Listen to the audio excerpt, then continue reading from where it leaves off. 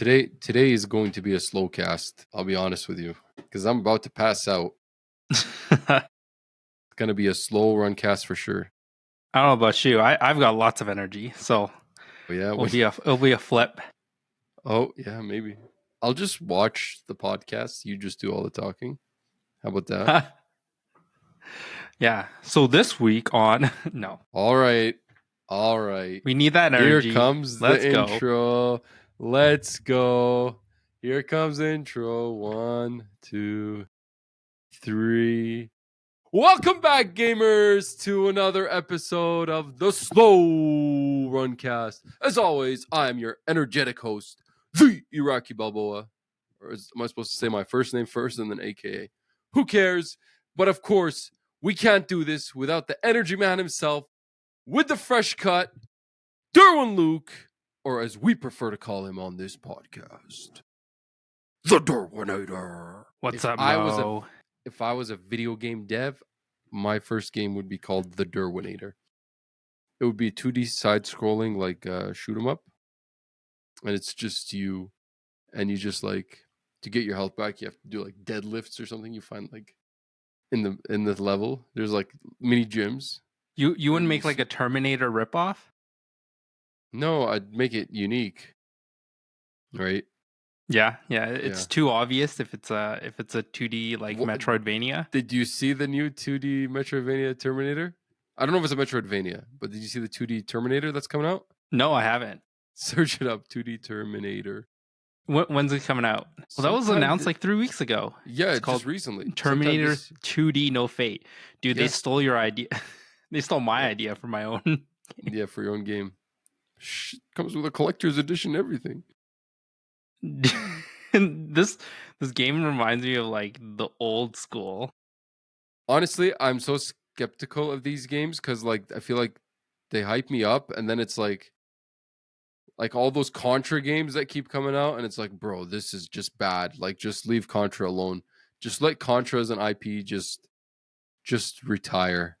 Like that Contra game from last year. What was it? Operation Galuga or something? Yo, that was a bad game. Dude. Almost reminds me of like Metal Slug. Did you play Metal Slug growing up? No, that but was super didn't they have fun. a new Metal Slug? I thought that was a tactics game. I thought Metal Slug was a tactics game, or is it also different genres? They have like different genres. Oh, okay. Yeah. Like it's like a 2D side scroller, like you're just shooting everything kind of deal. That's like the OG, like I think Metal Gear or Metal Slug 1, 2, and 3, and then they have like tactics games as well.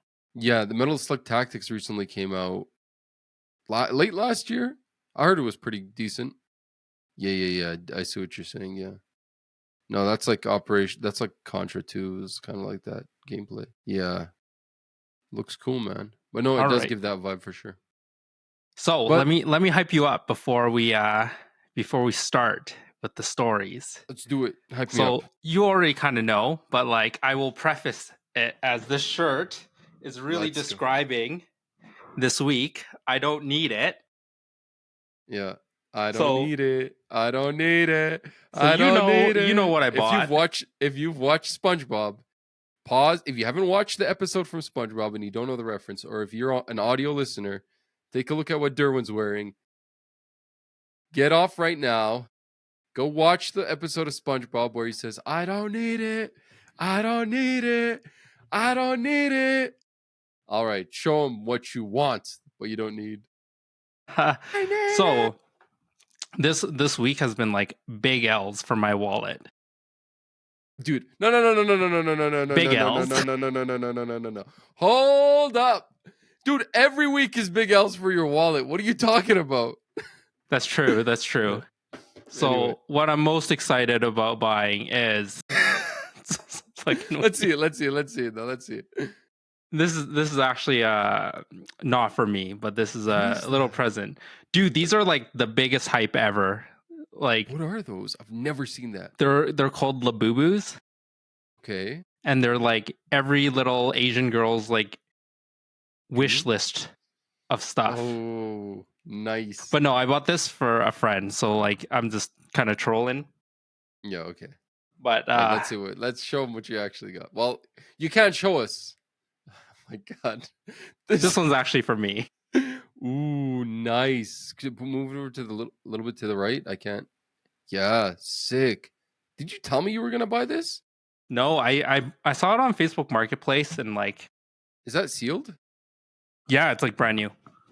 But it's for those that love Gundam, it's like the Wing Zero. It's an Yes, MGSD grade.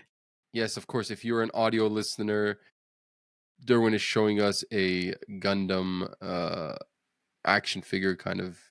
What do you build it? What do you call it? Yeah, you got to build it yourself, kind of deal. Yeah, build it yourself action figure. So I'm super hyped to build this. I just need to find the time. Good luck. But I'll finally get to the thing that I actually am like hyping Mo about. He's been bearing the lead. There we go. The AMD Radeon RX 9070 XT. Let's go, baby. Derwin got another graphics card. He has upgraded, baby. He's been waiting, and I'm happy. I approve of this purchase. I'm glad you were talking about getting like a 5090 like a month ago. So I'm glad you waited it out and got what appears to be you a can't very even good buy product. any 5090s. Like, Yeah, but that I appears to tried. be that appears to be a very good product, and it appears to be a better choice than even potentially a 5080 with the way things are going. For sure, a better choice than a 5070. Not even a question. And for a very, very good price compared to NVIDIA graphics cards. So, what have you played on? What have you played with it? Or do we want to leave that to the end? Why don't we just do it now? I think it's pretty interesting as of right now. So the only game I've played on it is Avowed, actually. I think yesterday, after I set it all up, I literally played like another 4 or 5 hours of Avowed. Except for I'm playing on my 4K monitor this time.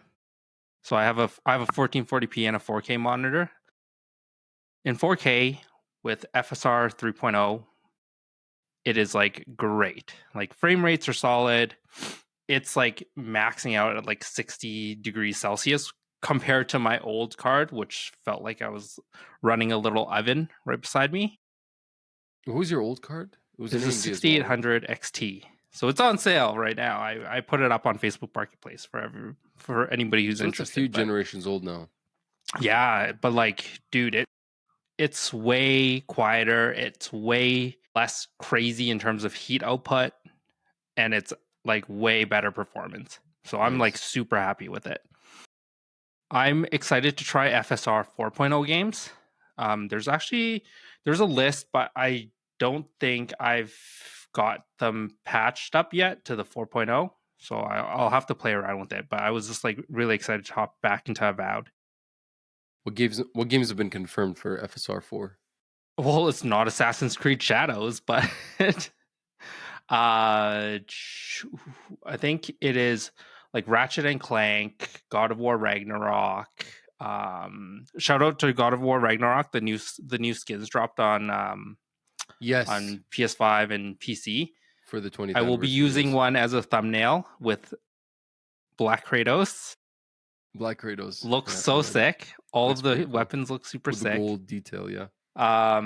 Yeah, but apparently there's supposed to be like 70 plus games that will get that patch and upgrade. So I'll play around with it. I think Cyberpunk is one of them as well. So maybe I'll hop into it for the first time ever.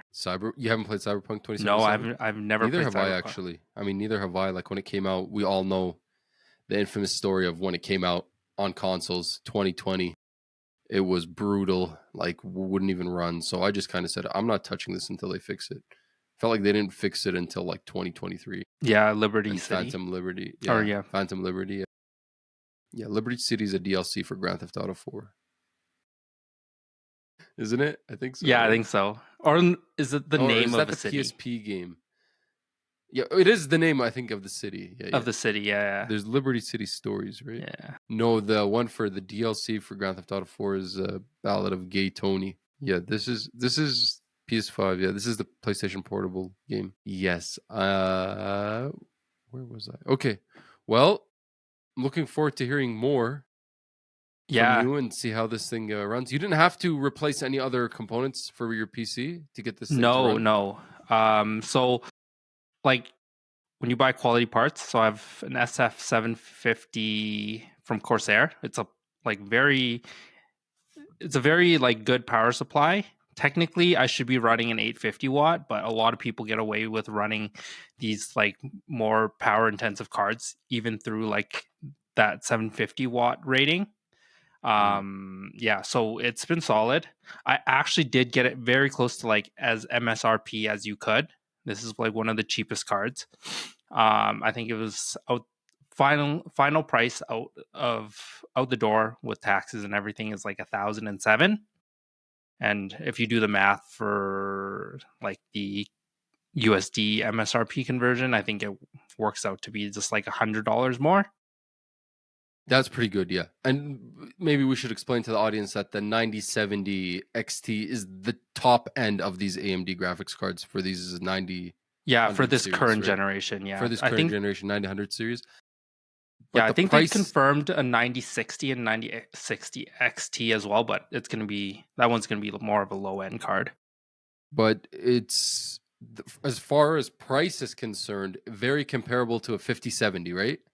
Uh Yeah, a RTX 5070 I think 5070. is 1,200. Yes. And this is without shadow doubt arguably a better graphics card to buy than the Yeah, unless you 5070. like really care about ray tracing still. DLSS, yeah. Yeah, or yeah, or if you specifically like DLSS over FSR. DLSS is definitely probably a superior product, but yeah. Yeah, I mean it is a little bit more mature, but like for the price and the availability, like 5070s are still kind of harder to come by. They're not as hard to come by, but like 5080, 5090, like I think unless you're lucky enough to even have one on a pre-order, I think shipping date is like gonna be in April. Yeah. And we're talking thousands of dollars at that point with the 5090. Like these Yeah, yeah. prices are Versus like ridiculous. this is $1,000 out the door, right? So value to performance, it's definitely like the card to get. Yeah. Yeah. Like that perfect balance in between, you know, not putting a hole in your pocket and also having something decent to show for it. But we could get right into the news. And I'm curious how well this next game will run on your PC. But it's out now, and we got reviews. Just dropped last Thursday. Yeah, That is Assassin's Creed Shadows. this is Finally the out. best news of this week. It's something we must report on. So Shadows is the talk of the town. Shadows is the Whoa, you're not gonna comment on my A plus Ubisoft English voice audition? no. I was gonna leave that to later. I was gonna ask you to show us how the voice acting was on Shadows. Anyway, next big AC game supposed to come out last November, delayed to February, delayed again to March. Ubisoft's been, you know, all their eggs are in a big basket for this one. This is the game with last year being a terrible flop. Prince of Persia: The Lost Crown not selling, Skull and Bones being a disaster, X Defiant not really picking up and now being shut down, Star Wars Outlaws not selling as well as they had anticipated, and then even the year before that, Avatar, Frontiers of Pandora also not selling well.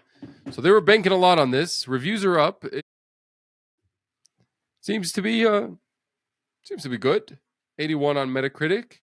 I haven't. I think I watched SkillUp's review. He was like on the fence with it. Yeah, I don't know.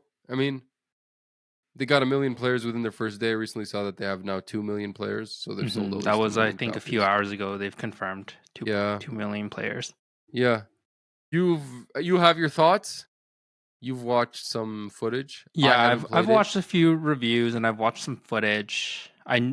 Like they've broken down like kind of how the two main characters have been are play out in terms of the storyline. You start with the female assassin, and then later in the game, you gain access to the black Not samurai.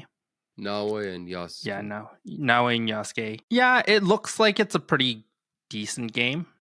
Like it's scored good, but it just seems like it's missing something still. Yeah, I mean, I think I've been reading there's a lot of things that have been fixed. I heard it's not as bloated as before. Even the open world isn't like run around and go to every inch possible in the open world. It's kind of pushes you in corridors in the world. I heard Nawe. What I'm hearing is Nawe is the superior character to play with. She just has a cooler arsenal for stealth. She's funner to climb with.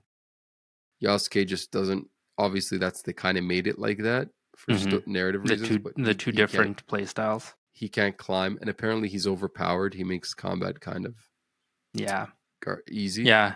I heard the story is kind of all over the place until the very ending, which seems to be the case with these Ubisoft games. They have a good finale, but just to get there, it's not really great writing.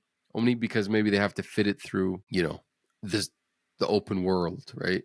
You have to like somehow figure out how you're going to write a story for an open world game, and and there's just like breaks in story due to gameplay and to allow the character to actually explore the map.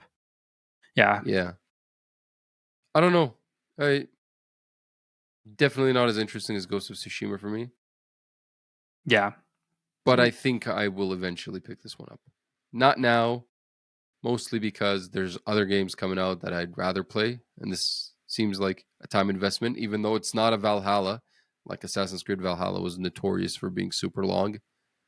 This seems to be shortened up a little, but yeah, other games I want to play right now, and Ubisoft games, we all know, like I was just gonna say right we had a conversation on like who should actually pick this up, like me or you, to do like a review, and we both kind of concluded we didn't want to spend this type of money for a game that's gonna go on sale.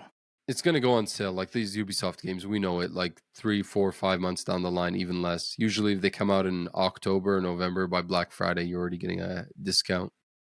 Like I remember Valhalla when that came out, I bought it for $50 like a month after it came out. Or actually maybe 2 or 3 weeks after it came out. Yeah. That's Ubisoft's policy. That's what they do. I mean, to each their own. You have people like Nintendo who never put their stuff on sale, or if they do, it's like peanuts. Yeah. And then I was actually like thinking, like, because I got my new graphics card, I was like, oh, maybe I should like put it through its paces.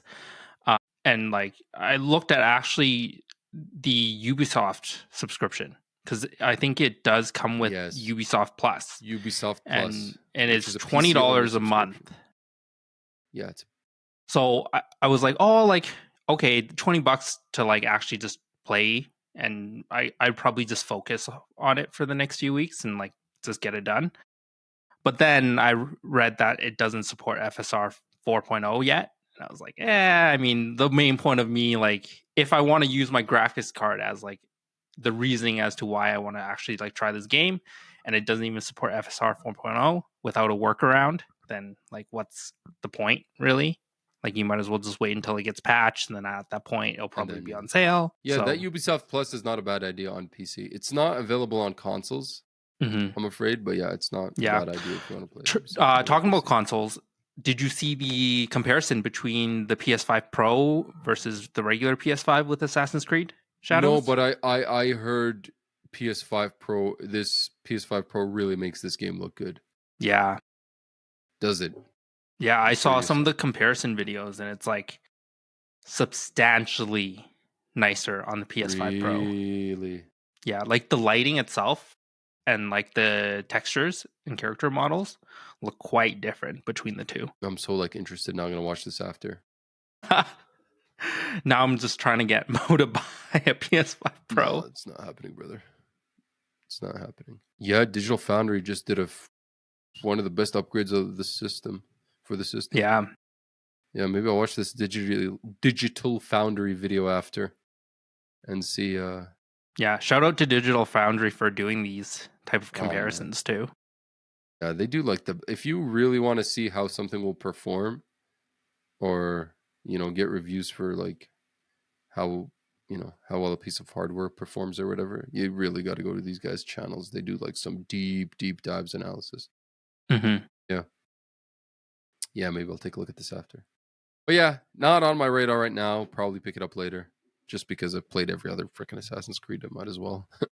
Yeah. Should we get into some of these controversies? Oh, well, apparently the day one patch for Shadows includes destructible shrine changes after concern over, copycats, people that this is coming from Eurogamer. Yeah, because you remember this game got leaked like a month in advance. And Mm-hmm. there's like clips online of Yasuke destroying like actual Shinto shrines, or Buddhist shrines. I'm not sure what they were, but yeah, with actual like place names and locations. Like it's not just random shrine. It's Yeah, like it's like an actual, actually like an iconic site. yeah, iconic site, because that's how Assassin's Creed usually, they'll always have some historic sites or whatever in their game. So there's a little bit of a freak out. So it looks like they might have patched that in this game. But when I do play it, I will try and destroy the shrines and I'll report back. See what happens. Chaos of destruction over here. I remember, no, there was like a little, like, I think I mentioned it. It was like 2 or 3 weeks ago now in the podcast where they were saying there was like Japanese politicians who were concerned about this or something, but it Yeah, was like just a hoax article, but I right? It guess it's wasn't real. not. And then I was like talking about like how, bro, in Assassin's Creed you could literally go on like the most holiest buildings in the world and just do a leap of faith. Like that's literally the game, right? Yeah, I mean, the first game you could go to Al Aqsa Mosque, Dome of the Rock in Jerusalem. You could go to the Umayyad Mosque. You could like stand on top and jump off the top, right? And then also in least Brotherhood, I'm sure. Yeah, you could go to the church in Florence in number 2. I can't remember the name of the church, the famous church in Florence, Italy. And you could do a leap of faith off of that. In Brotherhood, you could do a leap of faith off like that, the Holy See building in the Vatican. So yeah, I don't know if you could do a leap of faith off Notre Dame in France yeah, in Assassin's Creed Unity. So you couldn't destroy those buildings, but you could do a leap of faith off temples of Amun or whatever in Assassin's Creed Origins. I remember in Assassin's Creed Odyssey, there's a big statue of Zeus, and because Assassin's Creed allows you to climb, free climb, right? Compared to like other games, like it's not like there's a yellow bar that tells you which way you could climb. You could like climb any object. I have a screenshot somewhere on my PlayStation where I climbed up this statue of Zeus and hung up off his testicles, and my character is hanging off his testicles. I have to find that screenshot for you from Assassin's Creed Odyssey, and I'll send it to you. It's wild. maybe So that yeah, will be the thumbnail instead of yo, Kratos. actually, yes, let's do it. Yeah. Let's not put Kratos as the thumbnail. Put this. I think we probably need to put an Assassin's Creed thumbnail. I'll dig through my Assassin's Creed photos. Yeah, dig through that. Yeah. Do we want to cover some of the voice acting Well, shenanigans? yeah. I was watching my friend on Twitch yesterday streaming the game. Shout out to my friend Ahmed Sharif Noor, Lusciousness. He streams on Twitch, so follow him. He was streaming this game, and I couldn't help but notice the voice acting sounded a little weird. Like, is that an authentic Japanese accent? Is that what it really sounds like? And whatever we've heard before isn't actually Japanese accent; it's romanticized. But this is what a real Japanese accent sounds like. Anyway, tell us. You watched some clips. Yeah, so there's quite a few clips on like just social media about some of the voice acting. Some of it's really bad. Like the main characters aren't like terrible, I guess. This is specifically to the English track. Sorry. So there's a Japanese track that you can choose or like the English. But yeah, it seems like the English one is the one with Do we know if the Japanese one's good though? No, the Japanese one actually sounds pretty. I mean, I'm not Japanese, so like I can't say, but it Yeah. sounds like it normal, like what I would expect it to be. I don't know. Yeah. Okay. Like this, Yeah. like Yasuke doesn't have like a girly voice or something like that, you know. Yeah. Fair enough.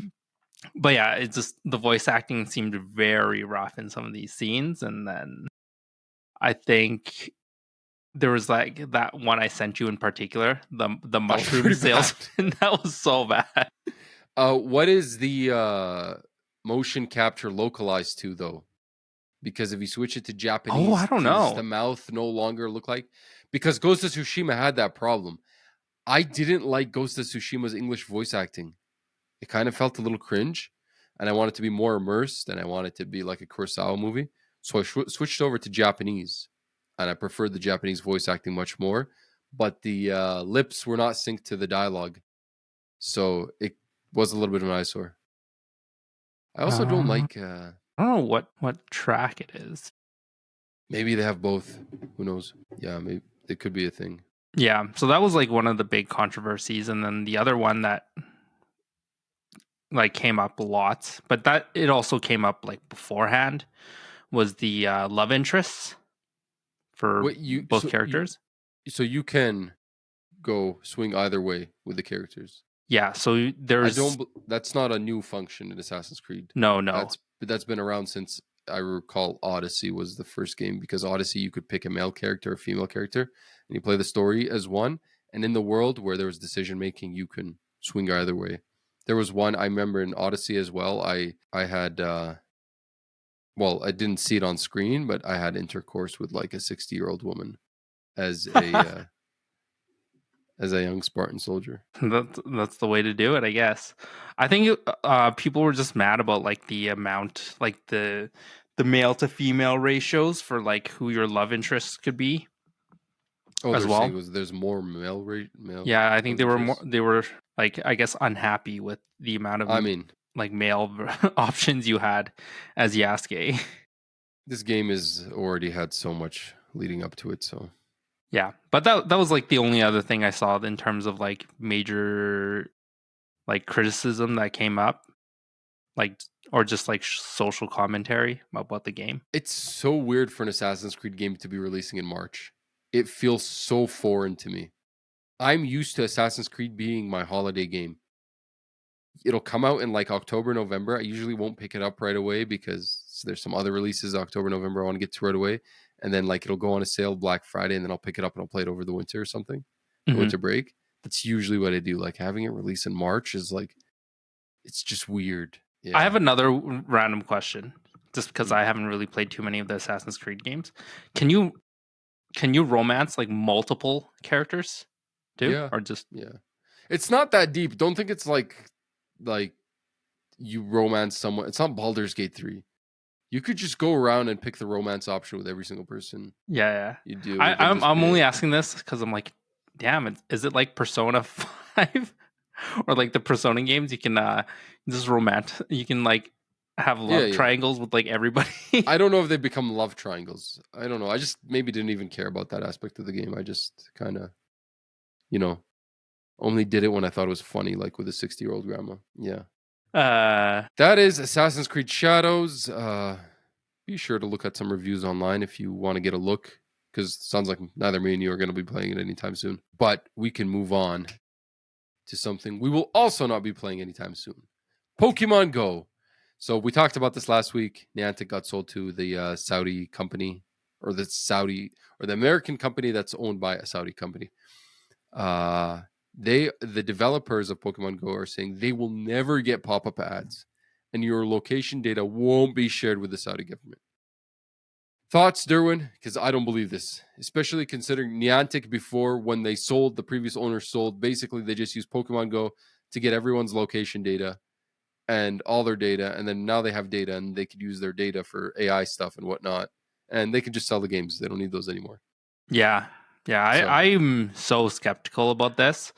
Like all they would have to do in the future is like put out a new, oh, we have a new privacy policy that no one will ever read because you're just trying to play the game and you just click accept, yeah, and exactly. then they can just sell your data because they've now changed the privacy policy, And right? if you're owned by the Saudi like hedge fund company, who's gonna stop them if they say you're gonna give this over, right? Like, what are you gonna say no to the company that owns you? That's kind of like I don't know. Yeah, I don't know like what they these could guys just talking about. replace you with somebody that will say yes, and then Location data won't be shared with the Saudi government unless that was in a contract or something when they sold. yeah, but again, like maybe at that point in time, they could always just like Reverse change the course. privacy policy, like I said. Like, oh, like that was what we signed on to, as we're not going to use that old data that we have, but now this new data could be up for grabs, right? Everything going forward, yeah. Yeah. But we recommend for the Pokemon people to, instead of be playing Pokemon Go, to go buy this new Lego Pokemon. It is official that we're going to get some Lego Pokemon sets, and they are coming next year. I'm kind of interested in this, and I'm surprised this has never happened before. That's It crazy, kind of man. has. It Has it? wasn't with Lego. It was with I think Mega Bloks. Okay. Um, yeah, I think they have a few collections. Pretty sure it's Mega Bloks. Yeah, Mega Bloks, Pokemon sets, toys and sets. They're not as like Lego-ish. They're more meant for kids. Oh, really? Okay. Yeah. Here, I'll send you one so you can peruse. But I'm sure like The Lego the ones, I think. actual Lego kits will be much more higher detail. Yeah. Like I would be very surprised if it actually turned out looking like the Mega Bloks versions of these How kits. how expensive do you think this is going to be? Dude, I bet you they're gonna make a limited edition Pikachu one, and it's gonna be like $300. And then it's going to get scalped for 600. Yes. Yeah. It's insane. But speaking of scalpers, Pokemon centers are waging war on these BASTARDS because they are removing plastic packaging from new boxes. So if I understand this correctly, you buy a box. The procedure will be used until further notice. When you buy it, they unseal it in front of you, or they unseal it before they give it to you, which is basically like you can't sell this sealed package anymore. You can't say this is sealed, right? Yeah. Right? Is this You could region specific though? Because I don't know. I'm like looking Singapore, at this Singapore, article, and it looks like it's Singapore. Singapore, and Japan. I'm reading here. Yeah, it's Mm, not something here right now, but yeah, not a bad but idea. like, Have you been? like the resale value for like the non-English cards though are nowhere as intense or crazy. I think Japanese cards could go for pretty good. Yeah, but the English ones are the ones that are like the most sought after though, right? Are you sure? I think so. Can't remember. Yeah. I just But remember there was. anyways, I remember I had a bunch of waifus, and yeah. there was like a waifu boom like 2 years ago, but it was the Japanese waifus. Everybody wanted the Japanese ones. No one was Oh. buying. Well, the Oh, English like ones the were still Japanese booming. trainer cards? Yeah, waifus, trainer Interesting. cards. Yeah. So story time. Pokemon Center in I guess like the North American website restocked their prismatic evolutions. And I was trying to Yes, get a box, even one box for us to unbox. to rip on stream. Yeah, Dude, literally. So I think Labins or whatever on Twitter posted it. I clicked it literally a second after after he you posted posted, it. gone, Was in line for 20 minutes, like just in their like wait room. And then once it actually cleared, everything sold out. Like, come on. brutal. Um, have you been seeing these fights that have been happening at some Costco's? Did you see the one brawl in? Yeah. Was it somewhere in Ontario? I can't remember. Yeah, that was for a Surrey or Surrey and 151 Vancouver. booster box, right? Yeah, dude, I've been seeing these videos in Costco. Apparently, because of that fight in Ontario, all the Eastern Canada Costco operations shipped all their merchandise, Pokemon merchandise, to Western Canada. They're like, we don't want to deal with this. Yeah, yeah. So it's all that stuff's coming to Western Canada, which is insane. And then we're gonna have some guys fight out here, and then Costco is just gonna I've been say no seeing so more. much. I've been seeing so much memes. Have you seen the one from Scarface where um, Al Pacino and the other guy in Scarface, they're like talking on the phone. It's like a famous scene, and then it's like, what's the song? Push it to the limit. Yeah. Don't walk along the razor's edge. Don't look back and and they're like printing out money, and it's like the Pokemon company when they discovered 30-year-olds. Yeah. Yeah. Yeah, I've seen that one. That's so good. Yeah. Man. I wish you know what I want to do? I want to go to Costco and get like into a fight with people and then like have it be recorded and then somehow my dad get access to the video and watch the video just so I could see the look of disappointment on him. I think it would just be hilarious. It's like he came to Canada and risked his life so that you could fight someone for paper trading cards Dude, inside of Costco. I remember when the PS5 came out and I picked up my PS5. It was like a few days late, even though I like pre-ordered it. I went to the Walmart, picked it up, and then I went to my parents' house, like as a stop along the way, because I don't know, I had something there. Me and my wife stopped by. We might have been having supper or something. So the PS5 was just sitting there. My dad like walks in and he looks at it. He's like, "What the hell is that?" I'm like, "It's a PlayStation." He's like, "What?" I'm like, "Yeah." He's like, "It doesn't look like a PlayStation." I'm like, "Dad, this is a PlayStation 5." He's like, "There's a 5 now?" I'm like, "Yeah." He's like, "What's it for?" I'm like, "It's for me." He's like, "You still play video games?" And I started laughing. It was amazing, bro. He's like, "What?" And then he It's like looked at me. you are the biggest disappointment. He's like, "Grow up, buddy." It was amazing. It was amazing. I love that. Dude, I can't wait for Dawood or Hamza Yeah. to show up in one of these videos Dude. and you're 55 years old And they're and you fighting over like Pokemon. see it go viral on TikTok and you're just I don't know, like, man. Listen, dude, Pokemon is like fighting over Pokemon boxes is gross. I don't care. That's gross, bro. Even if you're a hobbyist, that's pretty nasty. And especially if you're a scalper like that, it's gross. I don't know. yeah.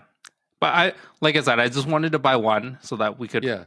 satisfy the craving of opening these cards. Oh, bro. Craving for opening cards cannot be satisfied. Well, another Well, thing that you're gonna have to wait for yeah, is the is the analog 3D, which we reported about very early on when we started this podcast a few months back. That is the new console from Analog that can play N64 games at 4K. It has been delayed again with undisclosed release date or slipped to July. It's pricey, 250 USD, but can play all your old N64 games with a cool new ergonomic controller, not that old one. But I think it's still actually you could still plug in the old one, right? Still has the slots for that. Yeah, it still has Really the cool console. slots. Dude, you know what? They need to like be a little bit more crazy with their designs. So on Reddit today, let me see if I can find it. My buddy of mine actually pre-ordered this, and then we talked to him and he changed his mind. Yeah? Yeah, but they're doing 100 refund policy for pre-orders. Yeah. Let me show you this. So they need to up their design because there's people out here making hopefully it'll focus. These. What is that? Is that a PS1? Yeah, man. What kind of abomination is that, dude? What are you talking about? That's like a bug PS1 with like the controller split in half. No, it's a crab PS1. So some guy decided to remake his PS1 to make it look like a crab. Take a look. Focus. Yeah, and those controllers work like that? I don't know. Apparently, That's weird. That's like the yeah. dude, That's like I'd buy that if they if they made it. that's so weird, man. It's like Some people have. it's like the Pikachu PS4s or not Pikachu PS4s N64s back in the day. Yes, yes, That was yes. sick. Yeah. They don't make fun designs like that anymore. It's I just have like like screen a printed I stuff have like a now. Pikachu. I have like a Pikachu GameCube controller for the Switch. Like it's a GameCube shaped controller. It's a Switch Mhm. controller, shaped like a GameCube controller. I really like that one. And you know what I want? Have you been seeing these new see-through Xbox controllers? Yeah. Yeah, they had the white one, and then they had the blue one, and now they had the red one. The red one looks really good. I really want to buy the red one, but I'm like, dude, just make like an Xbox green one. Duh, Yeah. How did they duh. miss that? I'm like waiting for that one, man. Yeah.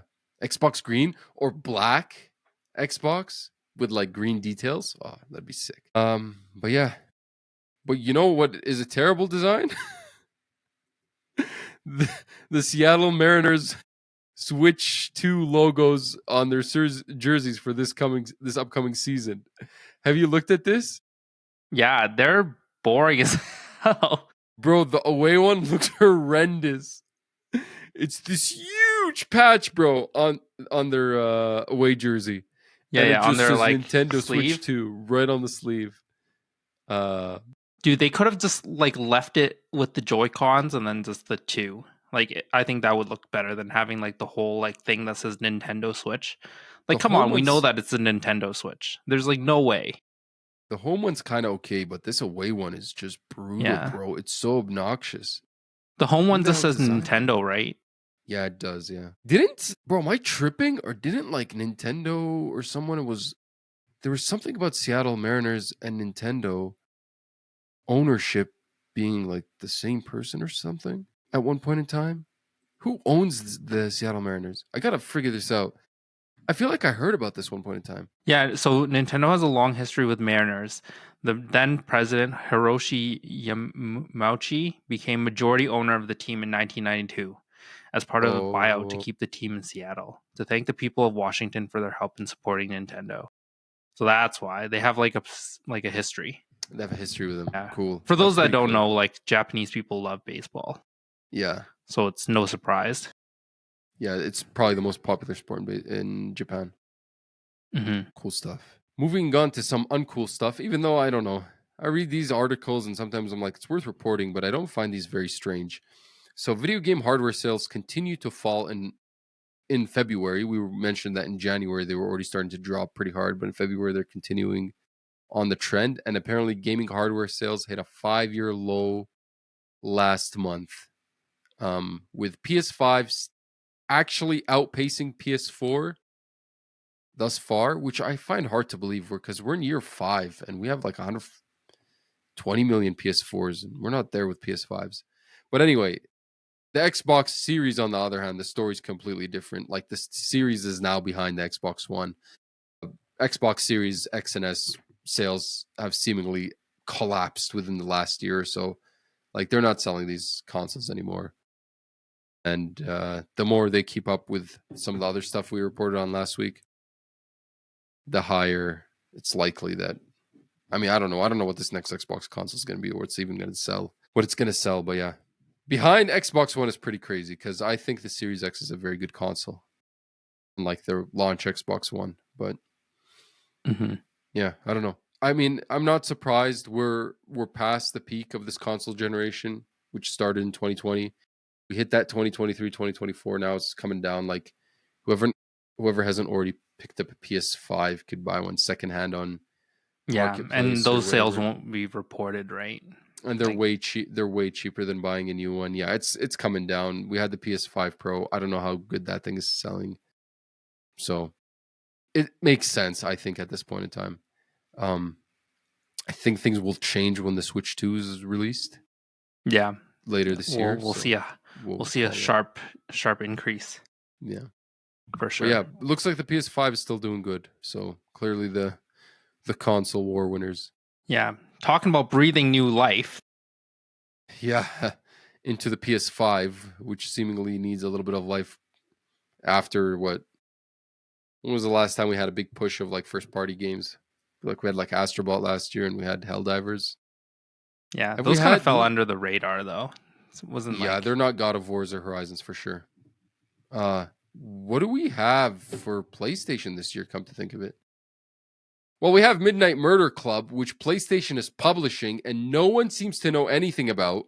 And it has like 50 players concurred on Steam, but I think Sony's too ashamed to be talking about live service games because they're afraid they're going to flop. But in doing that, they've effectively maybe made this game flop because like no one's talking about this game.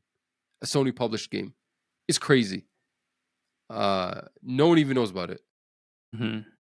It has only 94 reviews on Steam. It's early access game nonetheless, but still.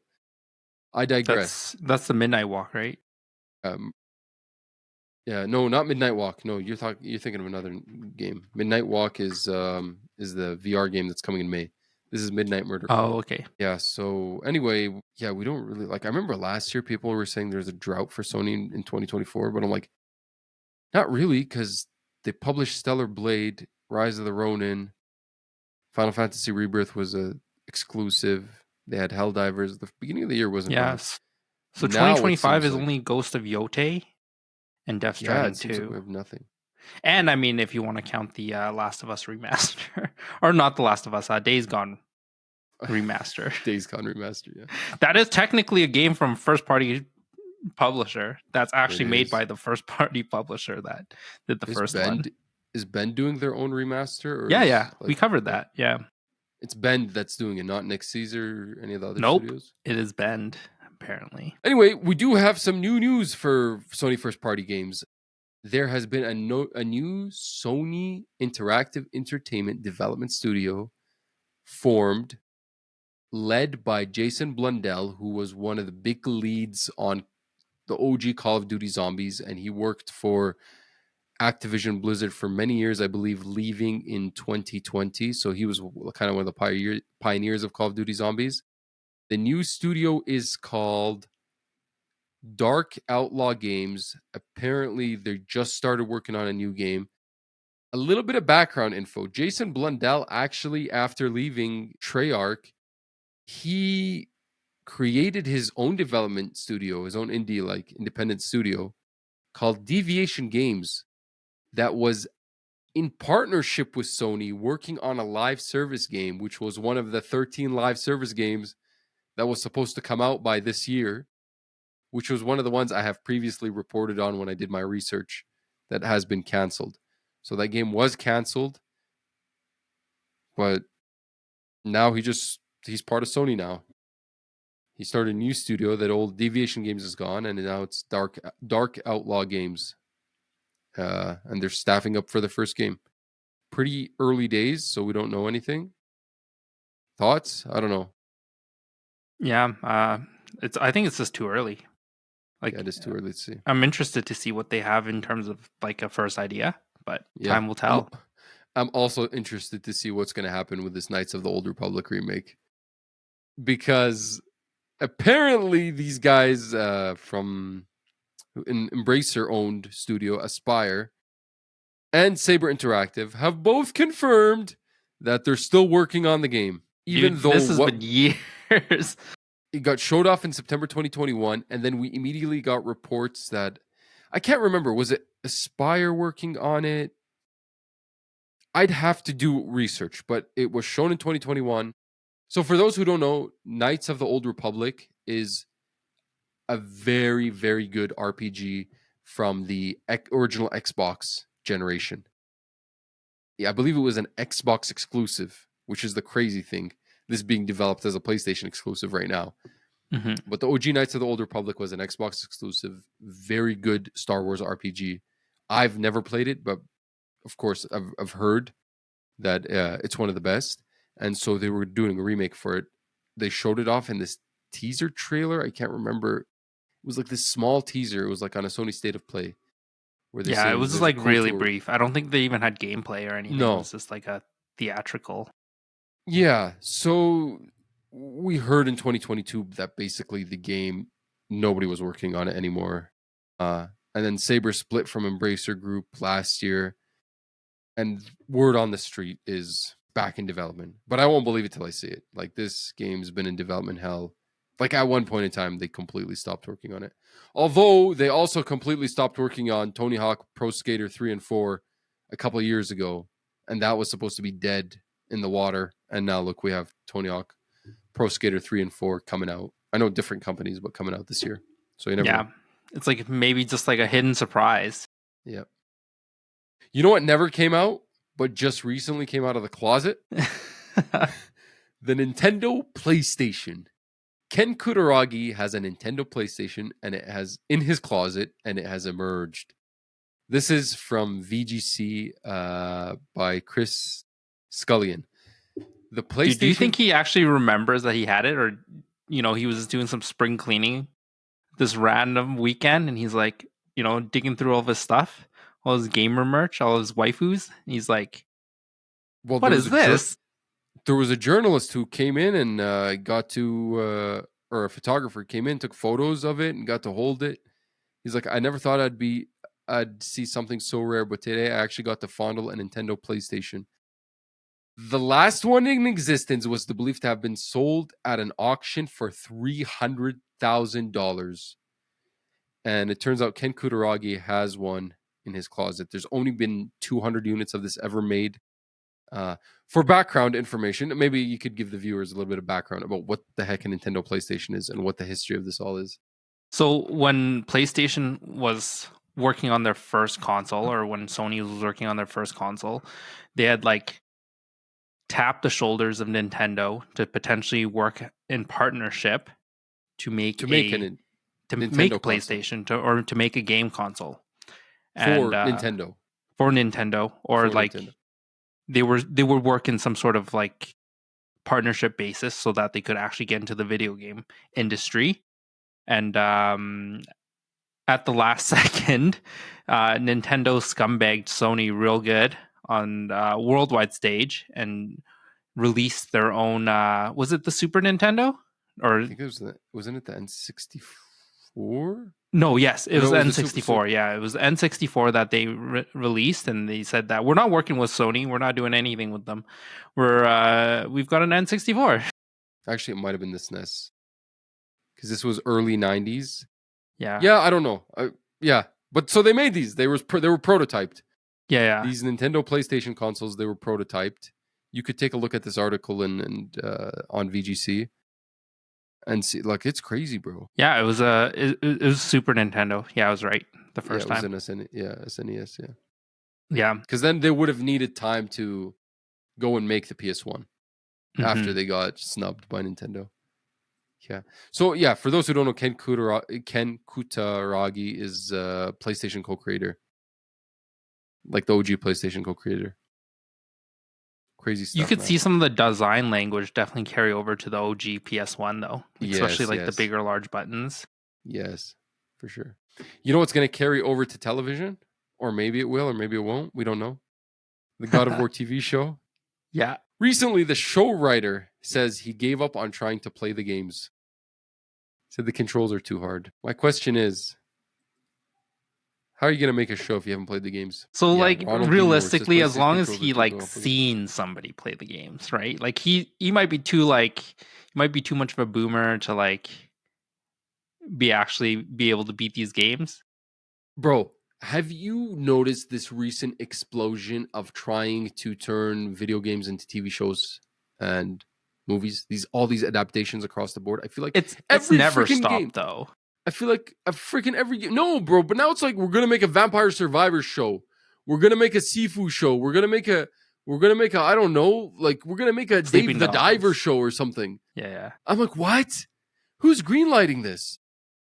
Or we're gonna make, like, what was it, Dredge? I think they said they were gonna make a Dredge show, and I'm just like, bro, you guys crazy? Um, yeah, I don't know. I feel like we were like all these video game adaptations were bad, and then we started getting some good ones, and now we're getting bad ones like Borderlands or whatever. Yeah. Honestly, what were the good ones? I'm trying to think. What's a good video game adaptation? The Mario Fallout. movie was good. Fallout show was good. Last of Us was good. What else? I like the Uncharted movie. Did you Whatever. like the Doesn't Halo matter. one? The Halo one was an abomination, bro. What are you talking about? Yeah. Resident Evil. Oh, bro, that was bad. The Netflix, Resident Evil Netflix was horrendous. Well, I mean, Yeah, even the movies, right? And yeah, the then movies. technically, what was that? Dying Light, movie, right? It's coming out. Oh, did Is you it watch Dying the Light? Mortal Kombat movie? Dude, Wasn't there a I've seen the Mortal Kombat? Mortal Kombat movies. Yeah, Those are actually not that bad. I actually like. They have there's a like new a one little coming out. soft spot in my heart. Same with the Street Fighter movies. Yeah, there's a new one coming out. I think I can't remember if it was Street Fighter or Mortal Kombat. There's like a Cuphead show. There's The Witcher, but The Witcher is also kind of a novel series, which people hate. I watched like the first season or second season and fell off. What else is there? Fallout was really good. I think Fallout is a standout. I'm surprised. I didn't think Fallout would be good. Yeah. or I mean, all the Fallout was League really of good. Legends like animated. Yes, Arcane League of Legends. Yes, Yeah. yes, yes. And Cyberpunk Edge Runners. Yeah. Have you watched that yet? We Yeah, had this we talked conversation. about it. Edge You Runners watched it, was right? Oh yeah, my yeah. god. Oh my god, Cyberpunk Edge Runners. I love that. Apparently they're making a new Cyberpunk anime. Something different. Make it the same show writers, bro. That was amazing. That I haven't played Cyberpunk. I haven't bought a copy of Cyberpunk. But if I didn't finish that, if I finished that anime at a different time besides the launch day of God of War Ragnarok, I probably would Mhm. have picked up Cyberpunk and played it right after that anime. But I Dude, how finished it. could we forget Minecraft April 4th? No, it's not so it's not Dying Light. It's Until Dawn, I think. Oh, Until Dawn. Yeah, yeah, Yeah, yeah, yeah. yeah. That's coming out soon. Yeah. Yeah. Dude, there's a lot this year. Holy. Want me to just run through them real quick? Twisted Metal on Yeah, that was a Peacock. recent one. Yeah, I didn't watch Twisted Metal on Peacock. I heard it was okay. Yeah. It was supposed to. There's supposed to be a Twisted Metal game that was supposed to release along with it, and Yeah. So that didn't Mortal happen. Kombat 2 in November 20 on October 24th, 2025. We have Five Nights at Freddy's 2, December 5th, 2025. We have Street Fighter, March 20th, 2026. And then Super Mario Brothers movie number 2, Number April two, 3rd, 2026. Sonic the Hedgehog movies. I forgot about those. Oh, yes. Yeah, that was like the newer ones. The Pokemon movies, technically. I don't know if you really Detective want to count them. Pikachu. Isn't there a Detective Pikachu movie? There is. There's, Yeah, no, is there one or two? I think there's two. I think there's 2 Detective Pikachu games. Yeah. Again, like, I don't really believe like it's ever stopped. Like, there's always been like You know what? You're right. You're right. video But I game just feel like movies it's and like stuff like more that. like random IPs, like indies. That it's like what make up a Latro adaptation. There was Gran Turismo movie. Remember that? Yeah. Oh, so there is a Detective Pikachu 2, but it's in development. Last time we've heard. I remember seeing some sort of trailer or teaser for it, but yeah. Yeah. Interesting stuff. Video game adaptations. Speaking of video game adaptations, That was the longest segue. Split Fiction film is in the works, and there's a bidding war for the rights, or as bidding war for rights begins. I don't know what exactly that means. This is coming from Eurogamer, but yeah, Split Fiction. It's been out for a week. They already want to make a movie. I don't know how good of a movie that's going to be because I don't know how good Split Fiction story is. I Split think Fiction's all. they could pad it up though, right? I mean, Split Fiction's all about the Yeah. gameplay, right?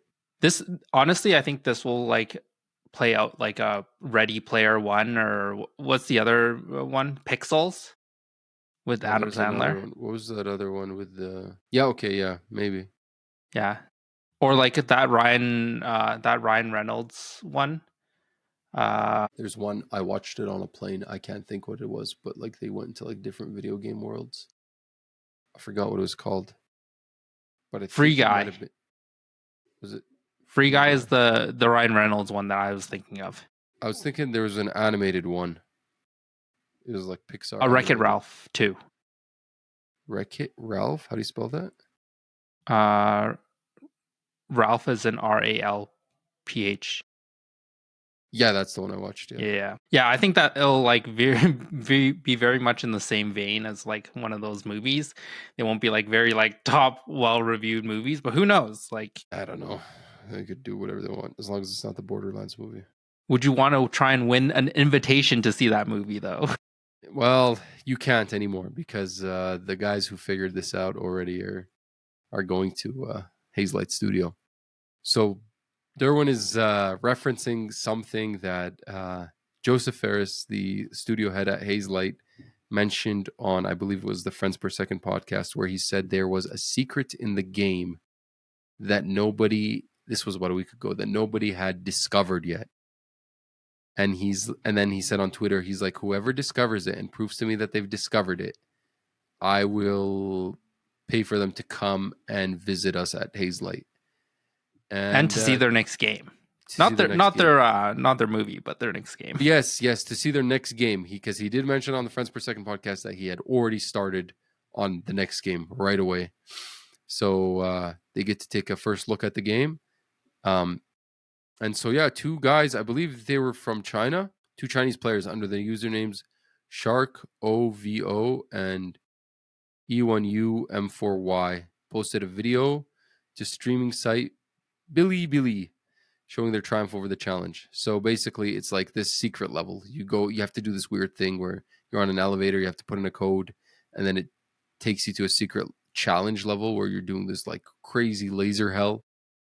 You can look at videos of it online. It's pretty challenging. Looks like Yeah, and it you get to looks an end of hard. it. You get to the end of it, and they're like finding it is hard, and then doing it is like equally as hard, and then or harder. Dude, I And then dare in the you to end, you play get this like with an Aisha. automated, huh? I dare you to try and beat this level with Aisha. Yeah, when we get there, we'll try to. I'm gonna for sure try and figure it out. You should record how many attempts it takes. It might be infinite. I think she'll give up. It looks really Yeah, hard. Like it looks pretty not as like a challenging. joke. It actually Yeah, looks really it hard. actually looks challenging. And then he has like a video of himself at the very end. All these movie and TV adaptations. You know what else? More TV and movie adaptation news because Phil Spencer says more more movies and TV shows based on Xbox games are on the way. So yeah, we'll get more of those. Maybe are we gonna get something Gears of War? I thought that was a thing. Yeah, Gears of War was also in production. Yeah. So I think they were gonna try and reboot Master Chief because they canceled the show. So I think they're gonna try and reboot it or something. Yeah. I don't know. Yeah. We'll see. We'll see what comes from Xbox to make a Call of Duty show. Call of Duty show. I don't think we need that another one of those. One thing I do love about Xbox is their commitment to indie developers because Xbox has paid $5 billion to indie developers via the ID at Xbox program. I love IDX at Xbox, and I love the stuff they do with a lot of indies, a lot of the indies that they bring to Game Pass day one. For an indie fan like me, Game Pass is the indie machine. And yeah, so this is good news. And we got some like big indie games coming this year on Xbox Day One Game Pass. Most notably, Claire Expedition 33, which is an ID at Xbox Yes, partner. I'm so excited for that. Can't wait. That game looks so good. Yeah, so good on them. I hope they keep it up. Also, I kind of also hope this is true, but Microsoft accidentally leaks Xbox UI mockup that includes PC Games Steam label. So take this with a grain of salt. We don't know what it is. Is it just a mock-up as to what the UI will look like? Is it actually something real? I think it's happening, man. This is an Xbox. They tried to push it last year. And yeah, dude, this next Xbox console, it's going to have Steam OS on it. Trust me. Like, you're going to be Yeah, able to or some play sort of Steam integration. Yeah, it's just going to be a PC in like a box. Same with these handhelds. Like, these handhelds are already like the Asus ROG Ally and they already effectively do that, right? Yeah.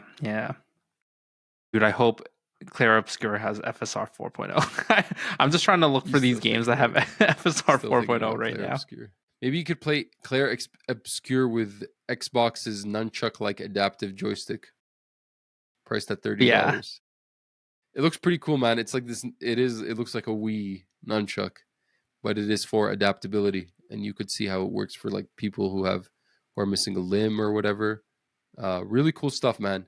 They also have like the adaptability controller, which is super cool. PlayStation has an adaptive controller for people with disabilities or mobility issues. It's cool stuff, man. This Honestly, it nunchuck looks looks pretty pretty cool. ergonomic too. Like I feel like you I could might just buy it to play randomly with it and see what it's like. No, it looks pretty sick. If I could just hold it in one hand and dude, imagine if they did add like motion features too, right? Like that'd be cool. yeah, cheat in Call of Duty. That is the nunchuck. Yeah. Anyway, those are good news, and we've got some more good news, but we'll see what's going to come out of this. Obviously, we have been reporting on for like we've only had the podcast for 6 months, but for the last year and a half, every day, every other day, it seems like layoff, studio closure, shutdown, losses. This industry has been going downhill. So recently, a United Video Game Workers Union has officially been launched in North America. It is in conjunction with the Communication Works of America and American Federation of Musicians. Industry-wide, direct join union in North America.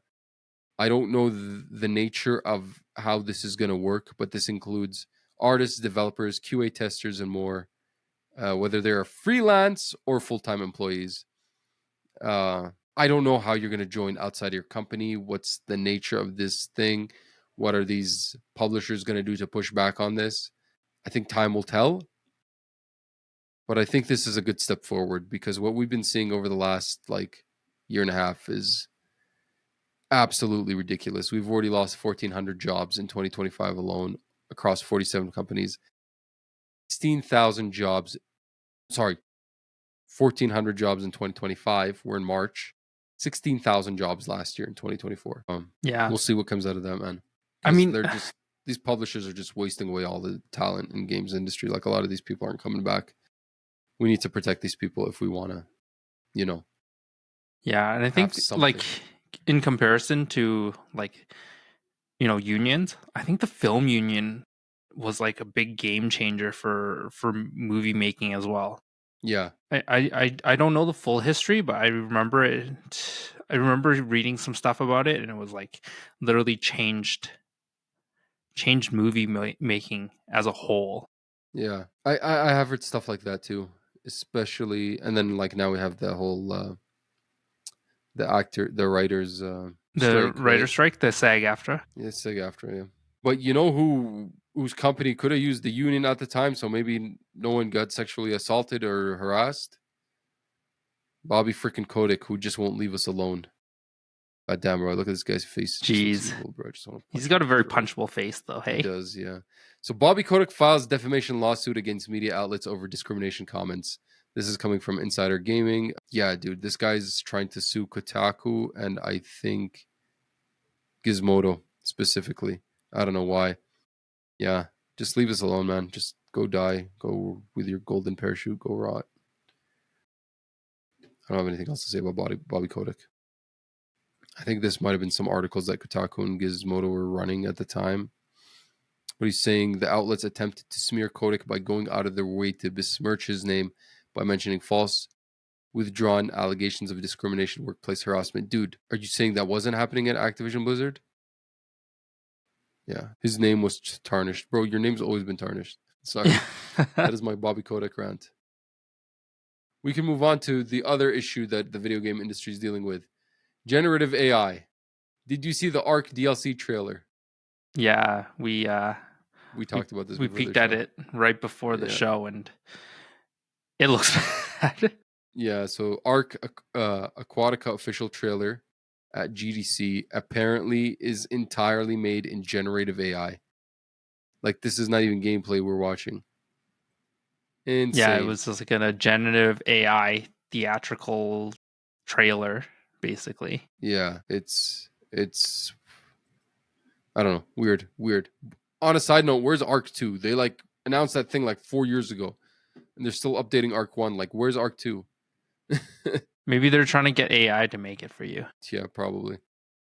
But you dude. know who thinks it's Unity apparently thinks that 79% of game developers feel positive about AI in gaming. This is the same Unity that 8 months ago tried to screw video game developers over. I wonder if they still have the same CEO. What's his name? I forgot his name. Yeah, I don't know. Do you believe this? Is it Matthew? No, Matthew Bromberg took over. Oh, did they get rid Uh, of the old guy? It was with a C. John Risset.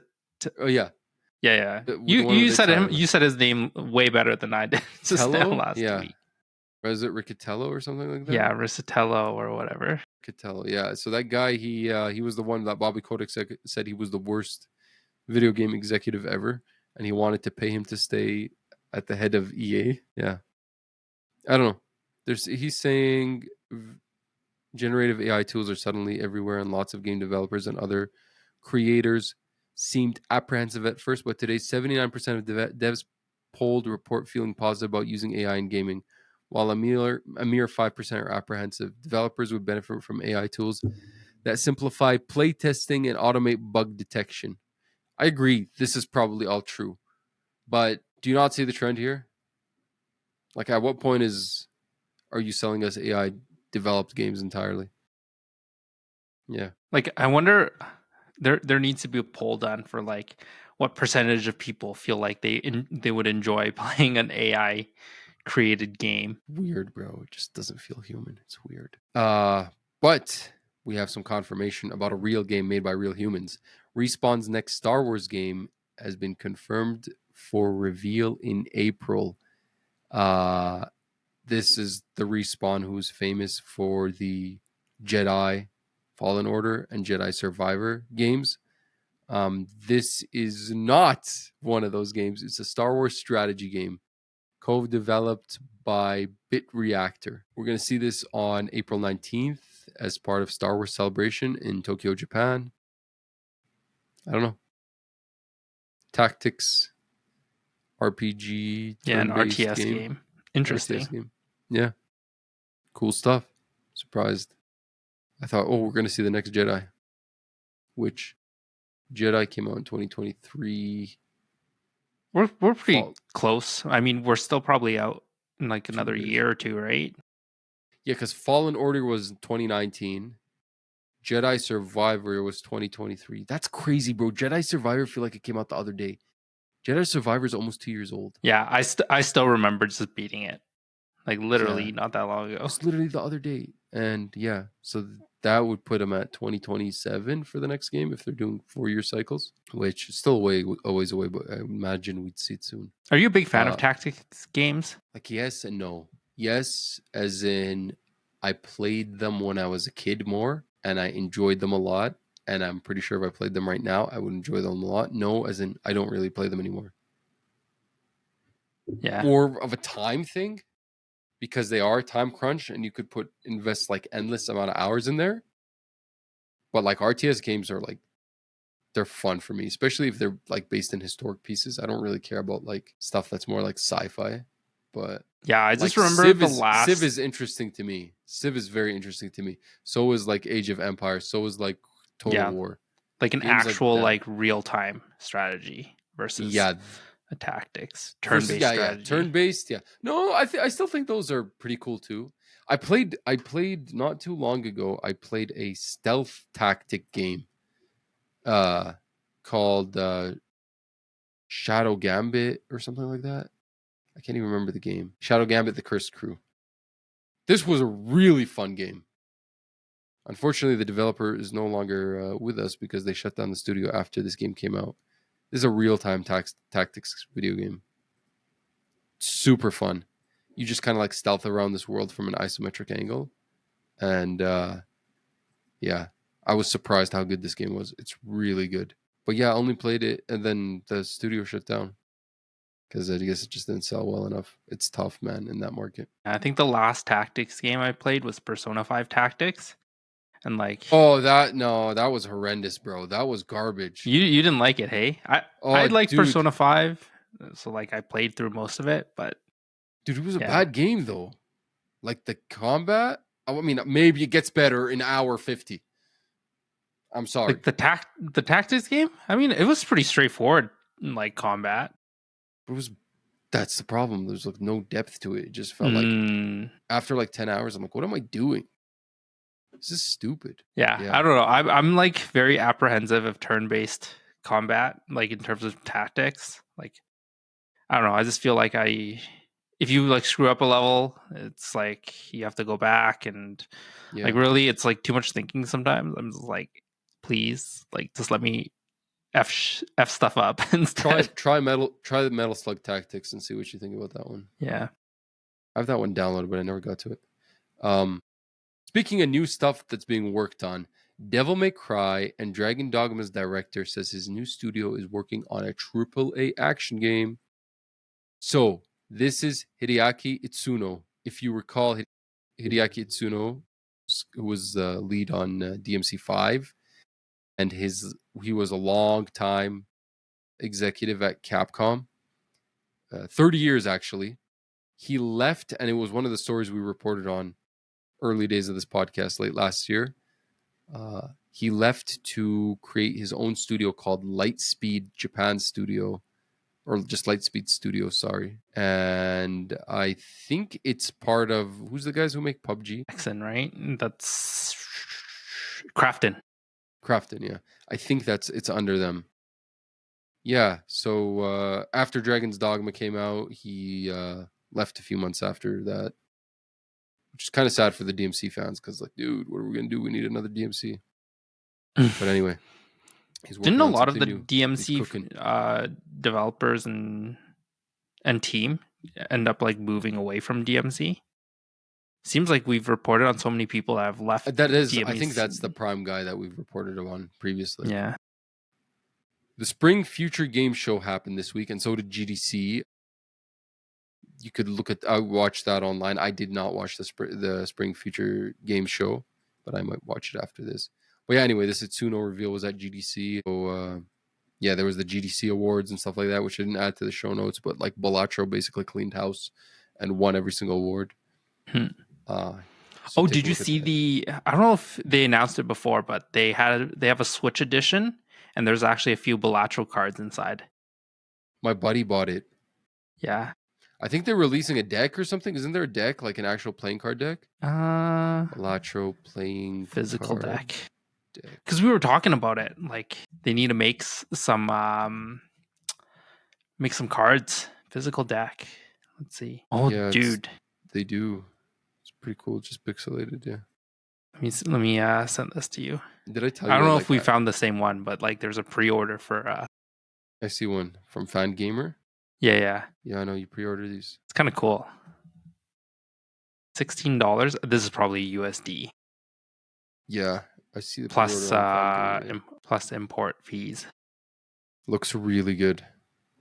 Maybe wait till it's on Amazon or something. I think as part of, I don't know if this reveal was during the GDC or no, it was during the Future Games show. System Shock 2 Remaster is arriving in June on PlayStation, Xbox, Switch, and PC.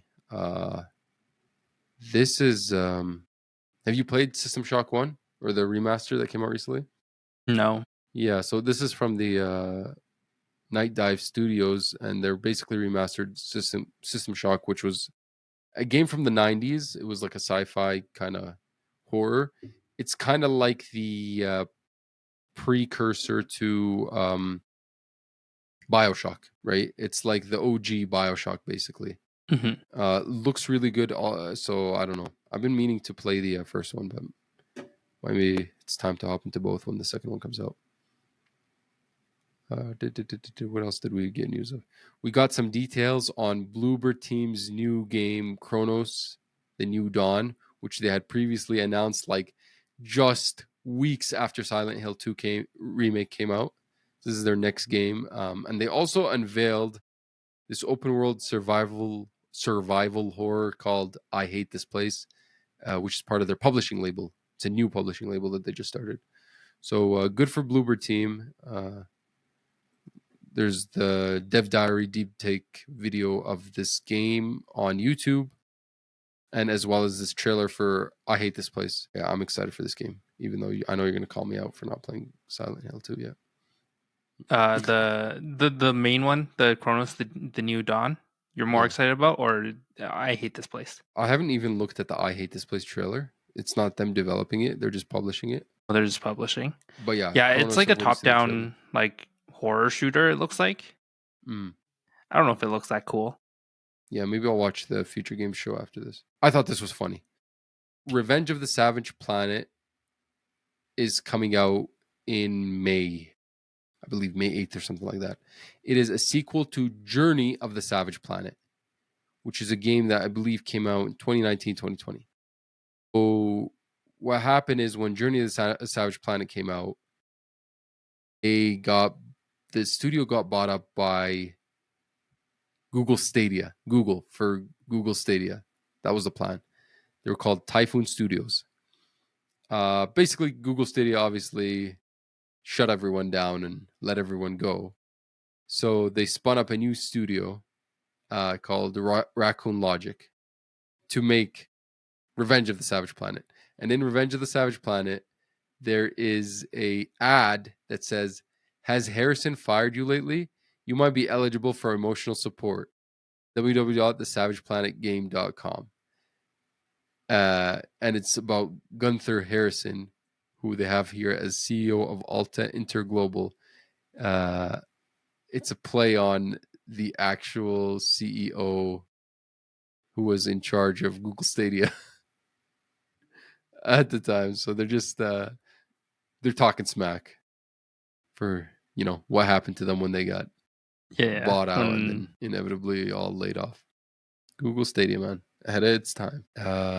So here's a sad story, I think, going back to layoffs and all.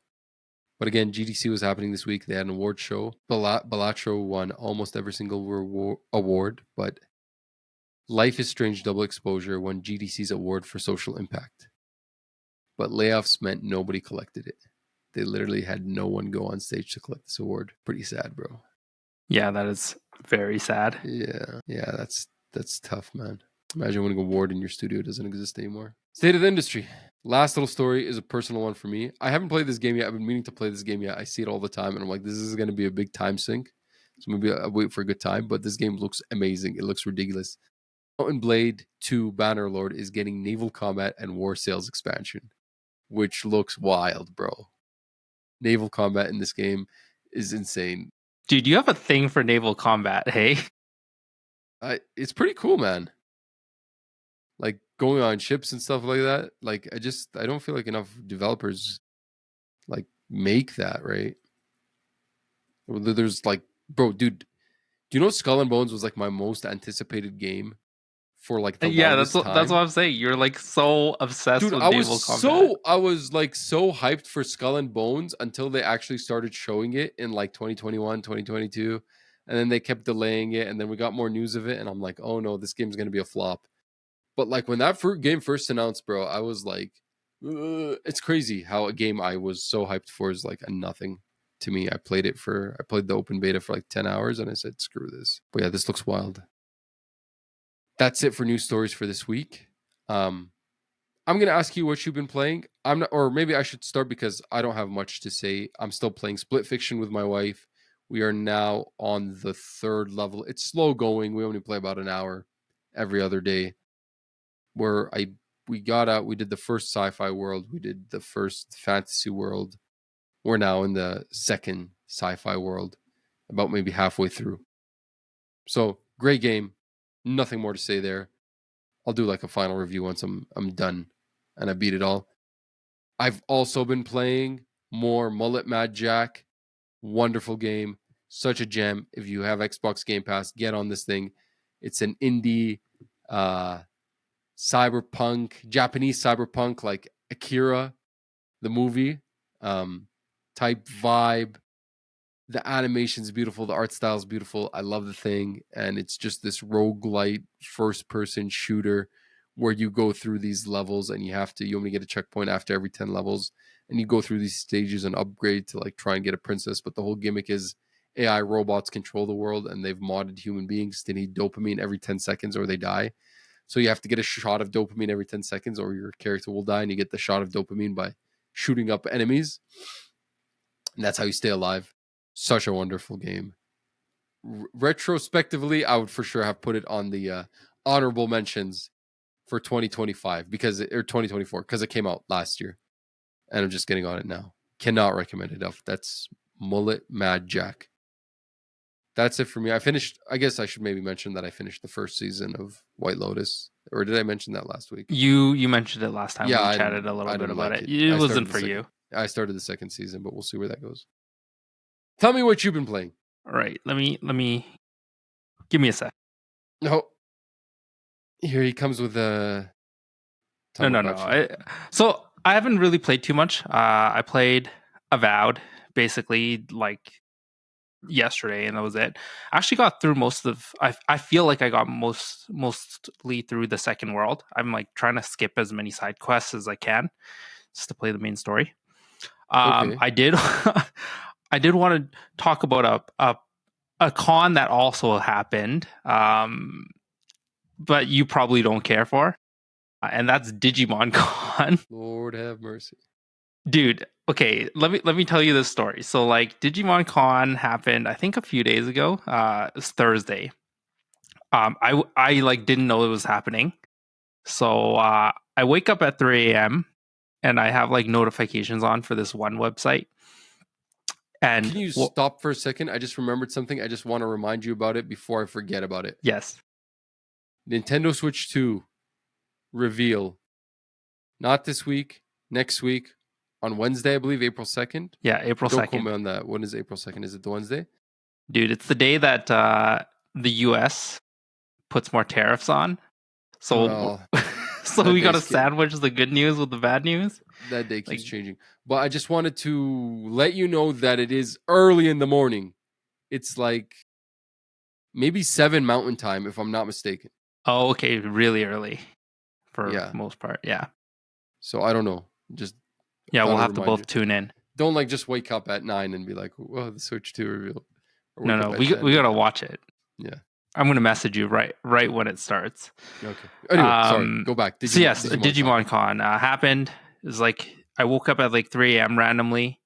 I get a notification on or just like an email, and they announced some new color digivices. So at 3 a.m., I'm like rapidly trying to pre-order this new digivice. Let's see it. Come on. I don't have it in yet. It comes in July, but Oh, I do have. This is the season dude, one I made a joke digivice. about Tamagotchis, and you literally pull out this Tamagotchi looking thing. Dude, I'm not kidding. Like this is one of the few that I actually have, and like the magic gimmick is that it has full color. Holy smokes, that's actually beautiful. I'm not gonna lie. Dude, it's actually sick. So like it has like a lot of the different animations. So like I'm a sucker for this because I grew up like not having too many digivices or like the money for it. So like now I'm a fiend, man. Oh my god, that's actually wild. Let's see. Yeah, so like you could actually play it as like a small RPG game, and it acts like as like a pedometer. So yeah, the season 2 digivice is coming out in a few months. So I pre-ordered that.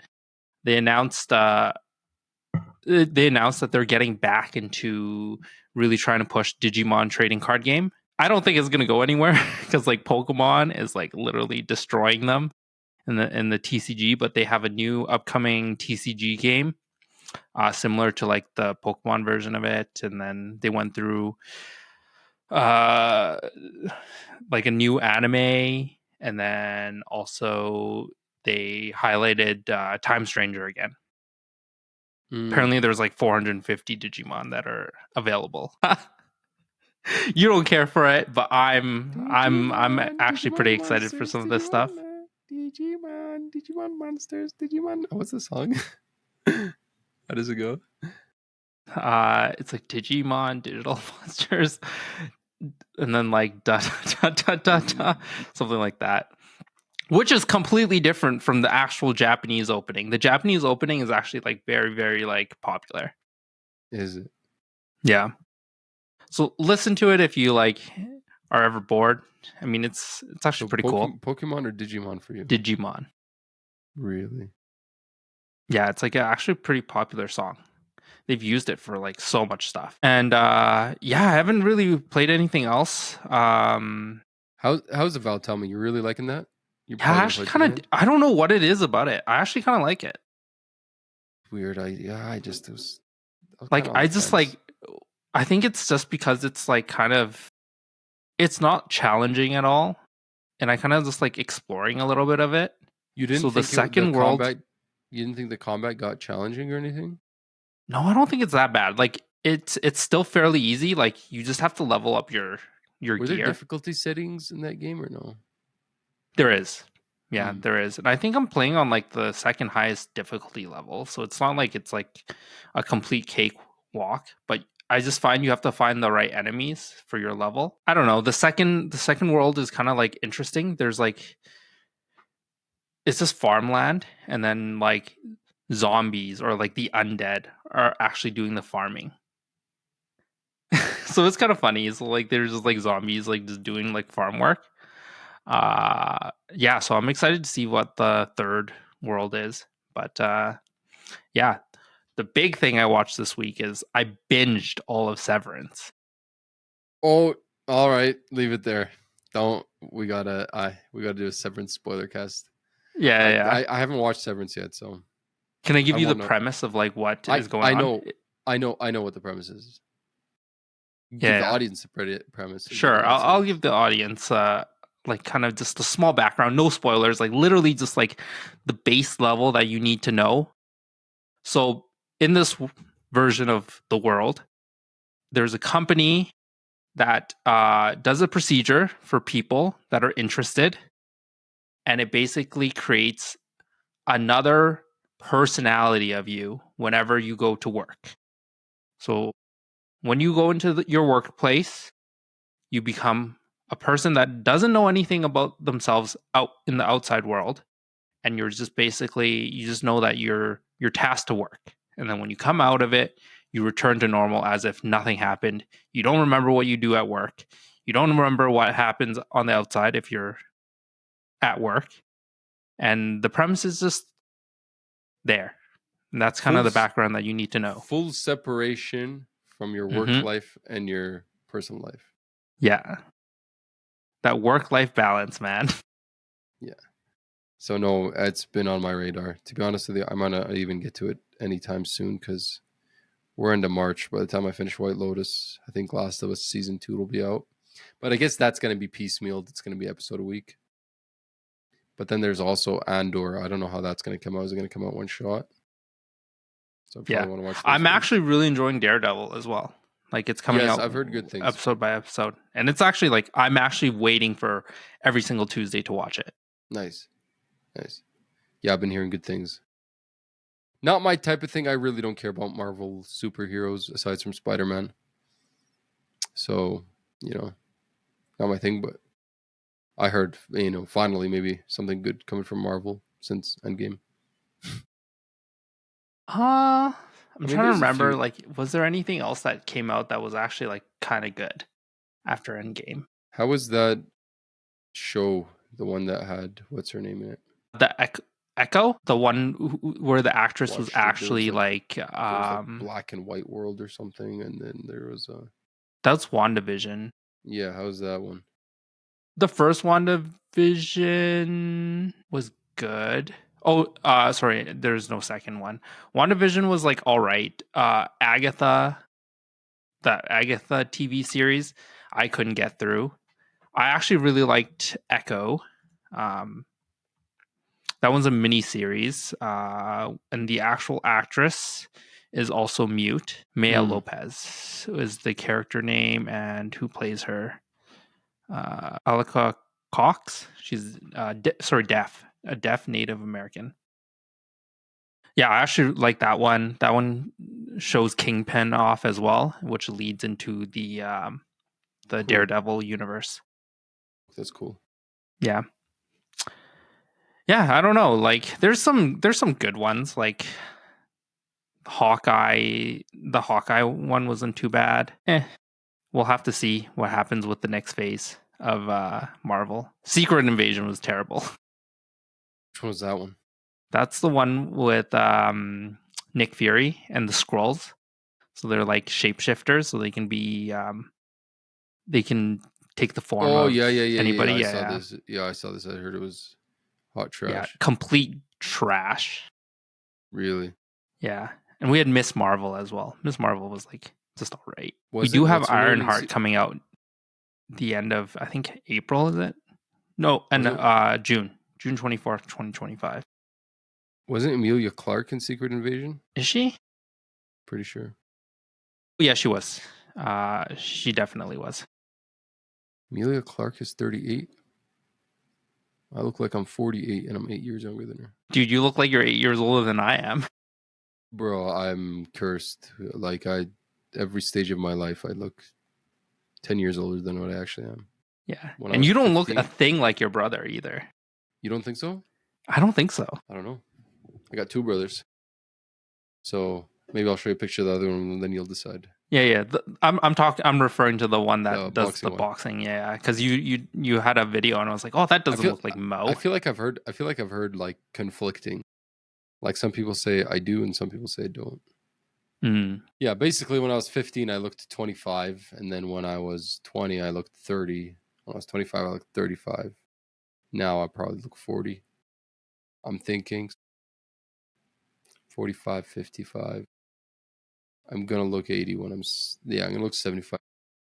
I just hope my body doesn't also function like that. But then Will these you people still be also playing video games? hell yeah, dude. What the hell? Looking forward for that so I could catch up on this backlog, bro. That's what early retirement is for. Work my ass off now, retire early, kids out of Yeah, the and then house, have kids in my 20s so I don't have to deal with them when I'm 40, 50. Done, bro. Every day.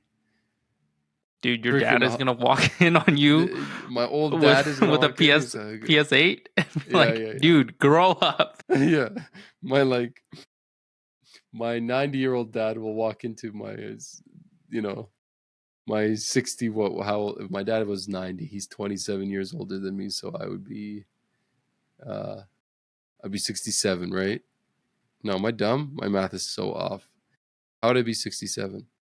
Holy smokes, I'm so tired. No, I would be 63. He's gonna walk in and see me playing as a 63-year-old, and he's like, dude, just grow up and stuff. Anyway, man, it was nice joining you this week to chat about all the fun stuff. I think in a couple of weeks, I'm really excited. I'm really starting to feel the Switch 2. I'm getting some Yeah, Switch 2 hype. I'm afraid I'm going to get disappointed, but yeah, I'm dude, getting Switch 2 hype. I don't know what it is. I'm not excited about the Switch 2 at all. I've been I'm all these maybe rumors because I just, about I don't know all these rumors about these third-party games, these big AAA third-party games coming to the Switch, bro. but It you got can me play it excited, on bro. PC and Xbox and Yeah, PS5. but for me, it's like I want to get into the handheld Mm, world because I think it'll fit my lifestyle even better. Just because now my kids I can't play games in front of them because my son comes down. If I try to start anything besides Astrobot, he freaks out. He throws a dude, tantrum. So you're gonna drop one of those those handhelds, and it's gonna hurt so bad. Like, dude, Switch 2, man. it's not an If issue dropping a Switch because they were like the original Switch because they're like $400. They're not bad. You break one, you can buy a new one pretty easily. But dude, $700 to break. well, that's what I'm saying. If I get the Switch 2, then I don't know. Switch 2 is gonna literally. I'm gonna watch the reveal. Depending on how much info they give us, depending on which games are gonna come out, I'm literally just gonna go buy an Asus ROG Ally. Just woo, Best Buy, buy one, move on. Yeah, if it's bad. Actually, I'm not lying. I won't buy those things. I'm really hoping on the Switch being good. Those things are too expensive. I cannot justify buying a gaming handheld PC for $1,100, bro. Yeah, They're an extra expensive. $500. The Lenovo Legion Go S, the one with the Steam OS on it, just went up for pre-orders. It's like $1,100, Hmm. and it's not even like the Legion Go. At least the Legion Go had like the detachable Joy Cons where you could use it as a mouse. Even that's not that cheap. Like the Steam Deck's the cheapest, and I've been reading that the Steam Deck recently, it's actually kind of having trouble with new games. Yeah, I mean It's it not is keeping very up. old, and um, It's from like 2021. speculation wise, Valve isn't gonna make a new one unless it is necessary. So I I think mean, they're we're gonna probably at least a few years out. I feel for like another if it's Steam Deck, yeah. yeah. But the Steam Deck's the most affordable one compared to these other ones, so it's almost Hmm. like a Um, no-brainer. and you wouldn't buy one like secondhand, hey? Because I remember seeing like the Asus Z ones, like a whole bunch of them. I think are on Facebook Marketplace for like 350. No way, bro. That thing goes for $1,100. There's no way they're selling. Or is the ROG Ally or is it the? Oh, it's the Z. That's the white one. Yeah, Yeah, but I heard the white one kind of has problems. The yeah, black one, the new one, is it does. But worst. I mean, like sometimes it's probably fine. Like this one, I see Asus ROG Ally Z1 Extreme for 400. Yeah, I don't know. We'll see.